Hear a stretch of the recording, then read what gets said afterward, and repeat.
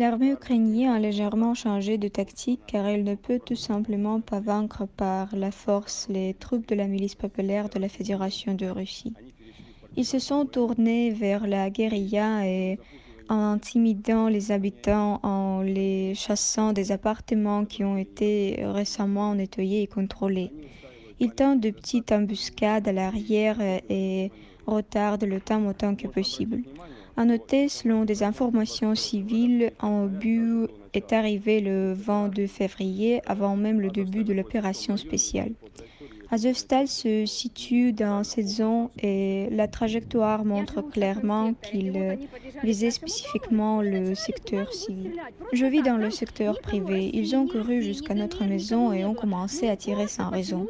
Il n'y avait personne, ni troupes russes, ni troupes de la République populaire de Donetsk, mais pour une raison quelconque, il avait besoin de tirer sur ces maisons pour faire croire qu'il y avait quelqu'un, que quelqu'un était assis là. Trois maisons de 9 étages, il y avait que des civils, des enfants, des personnes âgées, des handicapés, et ils ont juste conduit et bombardé. De nombreuses personnes se trouvaient dans les sous-sols à l'époque, environ 130 personnes par maison. Les attaquants visaient la cage d'ascenseur afin que toute la maison prenne feu en même temps. Ils nous ont maltraités en brûlant nos maisons et les troupes russes, dès qu'elles sont entrées sur notre territoire, ont commencé à offrir leur aide. Tout ce qu'ils avaient, toute la nourriture, ils l'ont donné aux enfants en premier lieu. Lorsqu'un véhicule blindé à Zovets nous bombardait, j'ai été touché par un mortier, j'ai été gravement blessé. Les Ukrainiens nous jetaient tous à la rue. Nous avons vécu pendant 3 semaines sans eau ni nourriture, et quand les troupes de la République populaire de Donetsk sont arrivées, ils ont commencé à tout nous donner de l'eau et de la nourriture. Nous avons enterré 28 personnes qui sont mortes de froid.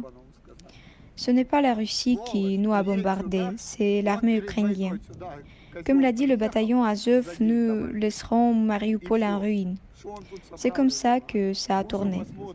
Nous disons à notre président, Bâtard, viens ici. Il est venu ici le jour avant la guerre et c'est tout. Il n'est plus jamais venu ici.